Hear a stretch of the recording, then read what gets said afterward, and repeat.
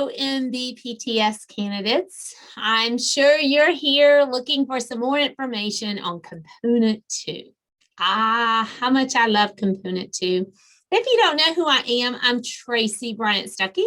I'm a Master NBCT Coach. I am a former assessor for the National Board process for renewal candidates, and I have been NBCT certified since 1999 and never taken a single year off working with candidates. So I'm very abreast of this process. I understand exactly what the National Board wants to see from you, and I love to throw confetti to teachers and help them to get through this process successfully. There's nothing I love more than cheering you on and seeing your good results, and those 4 letters behind your name, NBCT.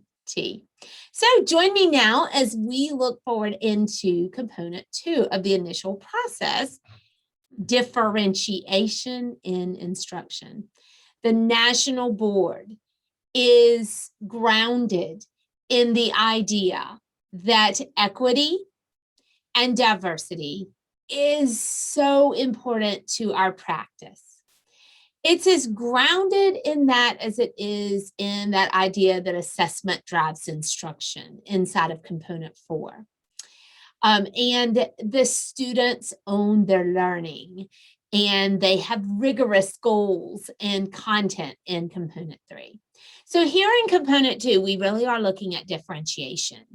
Now, every single one of the 25 certification areas for the National Board look different for C2. So this is not one of those components that you can really sit right next door to someone else and say, hey, what did you do for C2? Because it's so different. Some of you only have 1 child that you can work with. Some of you have 2 children and very specific things you must do. Some of you have to put together huge storyboards or amazing performances for your kids. But the point that all of us need to remember is, regardless of what of the 25 certification areas we are in, and by the way, I'm EC Gen, I'm a kindergarten teacher, differentiation is the word here. That's what we're looking for. So these things that you are doing need to be vastly different, either from the beginning to the end of the project or from student A to student B. Think of it also, if you have 2 students, as a case study. That's how I love to think of C2. This image, I think, sums up everything. For a fair selection, everybody has to take the same exam. Please climb that tree. Sad, isn't it? Happens all the time. And I love this image. This image shows you equality versus equity. And because equity is so incredibly important to the National Board process, I really need you to get this in your mind. I really need you to see how one person here needs 2 boxes and the other gets 0 boxes. And they can still all see over the fence, but they get their needs met in the way that they need to be met. And that's really, really important. And this road, it also should generate an understanding for you about the idea of students being at different levels, at different places, and us having to figure out, where do we move them? How do we move them down the road to where their friends are?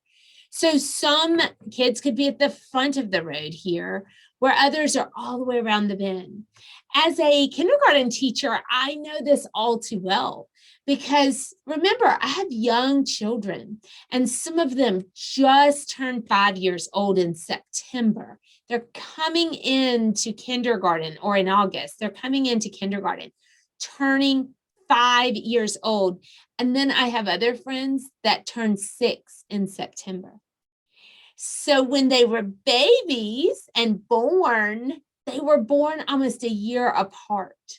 But all of a sudden, when they come to school, they all have to do the same thing. It doesn't work that way. We wouldn't have said to a newborn, an August baby, okay, sit up in your high chair and eat your Cheerios, or start taking your first step, when, of course, that child couldn't do that. So we have to look at it from that lens, like a kindergarten teacher, that your students are sometimes miles apart from each other, or at least many bins apart. And it's going to take some extra for some kids. The children that are ahead on the bend, they might and often do grow way more when they teach others. And so teaching others, remember, is 90% of what you are taught, you retain if you're able to teach it back to somebody else. So these are just really great visuals for you to help you to understand C2, understand that fence, understand this roadway and that example of kindergarten I gave you, and really think about that exam for those animals that everybody had to climb that tree because they wanted it to be fair, and that's not always fair. Okay, so let's take a dive back into psychology here. Let's just think of the zone of proximal development. And I've drawn a bullseye here for you so that you can really think about, how do I understand the differences in my children? Well, I mean, I don't even know where to understand how to stop giving everybody the same exam. So in the bullseye is what a child can do. That's by themselves, this is what they can do. Just outside of the bullseye is that what I can do with help. So I can do it, but you've got to nudge me along and support me. And then at the far outer reaches of their circle is that what I can't do. I am not capable of doing it like an elephant or a fish trying to climb a tree. It's just not there. I'm either not old enough, I don't have the control for it yet, I just haven't learned enough prerequisites to get there, but I'm in the outside of my circle, and you cannot expect me to be able to get there without scaffolds and supports. Okay, so this circle represents for us something that we can do with our students, especially if we think of, oh gosh, let's do a case study right now with two of my kids. Let me see how abreast I am at doing this. I would take student A and take student B, and I would fill in the middle circle, what can each one of those students do, let's say in math. So what can they do? And then on the circle outside of that, what is it they need help with? And then again, what they can't do. Physically, they cannot add or they cannot multiply. They do not know their multiplication facts, whatever it is. Then what you'll notice is between student A and student B, they have some real differentiated needs. And now it's your turn to go and plan for those differentiated needs. So what is that going to look like? Well, what it looks like in my classroom is this. I like to think of differentiation in 3 different ways. And I put the cloud at the top because I think that's like the really the most important thing about understanding how to go from this zone of proximal development over into some smaller pieces that you can manage. At the bottom of this, you're going to see the pillars that are going to hold up the differentiation. Without these pillars at the bottom, you will not have even a chance at getting into this cloud at the top. So at the bottom, we have to know their interests. We have to know their readiness for certain things. Again, have we figured that out here? Yes, we can push their interests into this document as well. And then what's their learner profile? You know, what are their standardized tests saying? What are their weekly tests saying? What are their parents saying about what they can and cannot do? What are teachers from last year saying? What are observations in the classroom? So that's your learner profile. And you get into that in component 4, you get into that group profile. So that's a huge pillar to being able to differentiate in your classroom. Now, the other pillar is that idea that you're willing to create and design your classroom with multiple setting types. So you have some whole group, you have some small group, you have some one-to-one time, and you have peer tutor or paired up time where the students work together to support one another and pull each other up.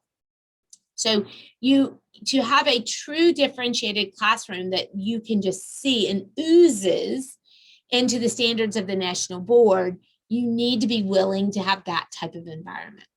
So those are our pillars, and now into our cloud. Well, we have 3 different ways inside of our instruction that we differentiate. We could differentiate the content that we give the children. We could differentiate the product that we have them give us back, or we could differentiate the process by which they go through, and we can differentiate them all. When we think about content, we could give kids alternative tasks. I already, with some of my students that struggle really badly with spelling in the 1st grade, by the way, I own my own private school, so I have kids in grades all the way up to 4th grade. We give them alternative spelling lists, or we reduce the number of words that they have. We also flip the classroom. So flipping the classroom means you would videotape things for them to look at and listen to and do at home that they can do over and over and over again, because we know that repetition is the key for their little brains.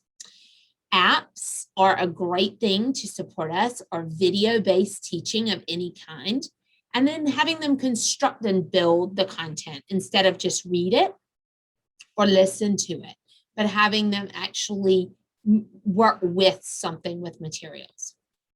Now, the process looks like manipulatives. It looks like going to stations or centers. It looks like interactive notebooks. It looks like graphic organizers.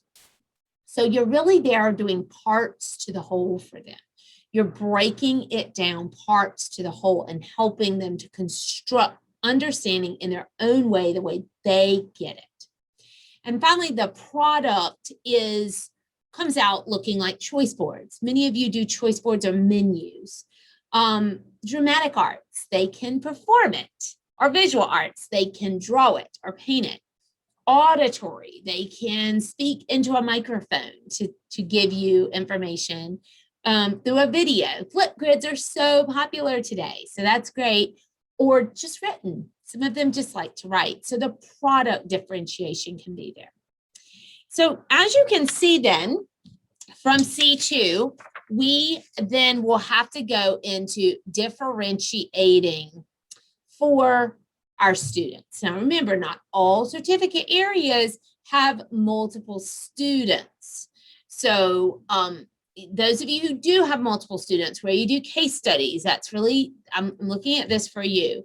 And I'm looking at it from the lens of, okay, what did we figure out in the zone of proximal development about each child? And then when it comes to the pillars and the things in the cloud, what really go as far as strengths and differences on the green part for A, strengths and differences on the green part for B. And then up the middle would be the things that may be the same. The things that are the same. The delivery method might be the same for both, or the story might be the same for both, yet we are reducing the number of pages in the story, whatever. So we're going to have those things up the middle that are the same and the things on the side. And as we know, we have to start with their needs. Needs. Here's needs, friends. Don't forget it. The national board wants to know that you understand the needs of the students that you teach, and that you can differentiate your instruction to meet those needs, and the students will grow and be impacted from your instruction. So that, in a nutshell, my friends, is what component 2 is all about. And I hope that that informed you and gave you some really good ideas about how to move into differentiation.